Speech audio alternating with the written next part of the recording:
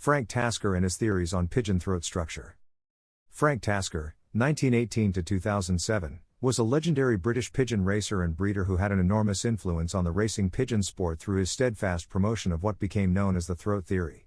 Tasker placed immense importance on the structure of a pigeon's throat when evaluating breeding and racing potential, sparking debate and shifting views in the pigeon fancier world.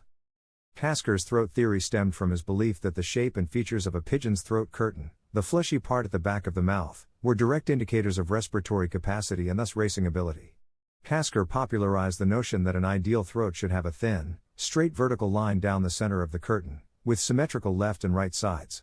He felt this throat structure allowed for maximum air intake and efficiency, boosting stamina and speed. To put his theory into practice, Tasker developed a simple 10-point grading system for pigeon throats. A perfect throat with a single hair-thin line scored a 10. Progressively wider lines reduced the score down to the lowest grade of 1. Using this system, Tasker argued breeding cocks must have a perfect 10 throat, while hens could be more leniently graded down to a minimum of 7. He maintained that combining excellent cock and good hen throats improved the likelihood of breeding winning racers. Tasker considered the throat so important that he ranked it above all other physical pigeon features, including popular selection criteria like short beaks, large series and more. He controversially stated that he would rather breed from a pigeon with a poor head, poor eye and long beak, provided it had a perfect 10-point throat.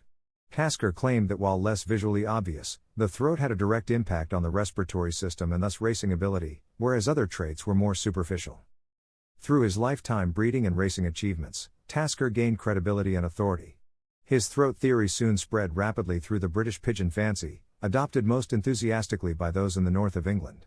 Many experts began using Tasker's grading technique and prioritizing the throat above all else when selecting breeders. The theory gained such traction that it became informally known as the Northern School of Breeding. However, Tasker's throat focus also had its firm detractors, particularly from southern breeders who balanced throat grading with other selection criteria. They argued it was foolish to breed solely from birds with perfect throats but other physical flaws. The throat theory sparked vigorous debate across the pigeon sport for decades. A key aspect of Tasker's throat analysis was his belief that horizontal crease lines or fret marks across the throat indicated past racing stress. He warned that fret marks appearing during the racing season could fatally damage a pigeon's racing future. Tasker advised promptly retiring any birds from breeding and racing if fret marks remained visible after the annual molt. In his books and articles, Tasker provided detailed throat analysis advice to fellow fanciers. He recommended the ideal time for grading was November after the molt had restored the throat curtain flesh.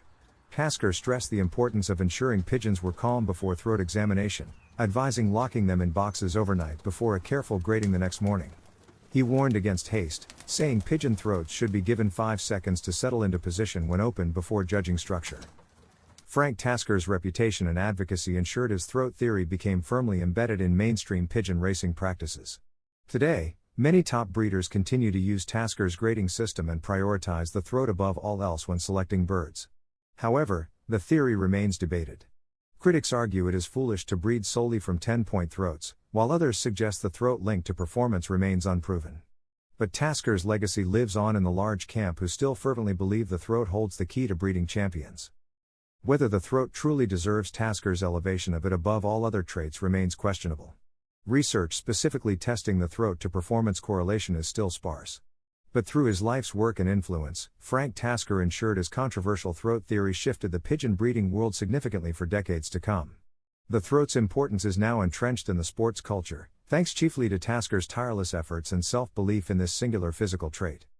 In summary, Frank Tasker was the leading proponent of the throat theory which still guides many top pigeon breeders today, though often balanced with other criteria. Tasker's views ignited heated debate but ultimately reshaped perceptions of ideal pigeon conformation. His throat grading technique endures as a widespread, if debated, practice shaping the breeding of racing champion pigeons. There are many reasons to buy my racing pigeon method. Here are some of the best reasons. You will get excellent results. It's a very simple system to use. It's affordable. I have had over 400 first prize winners. It's adaptable to any situation. You can use it with any racing method, natural, widowhood, young birds. It's a very effective method. There is no need to spend a lot of money on fancy pigeon products. It's a reliable system and it is foolproof to use. Professional athletes, race horses, take the same products. There is science behind this, not just hearsay. It is all to do with red blood cells and oxygen in the blood. Without that, a pigeon will not race well, or an athlete will not win a race, if he has low oxygen in his blood. The above is fact and is 100% science. There are a few things you can do to improve your chances of winning at racing pigeons. One of the most important things is to learn as much as you can about the sport. You'll need to know the different types of pigeons, how to train them, and how to race them. Another key factor is practice. You'll need to be able to fly your pigeons competently in order to win races. And, of course, you'll need to have the funds to invest in racing pigeons and other racing equipment.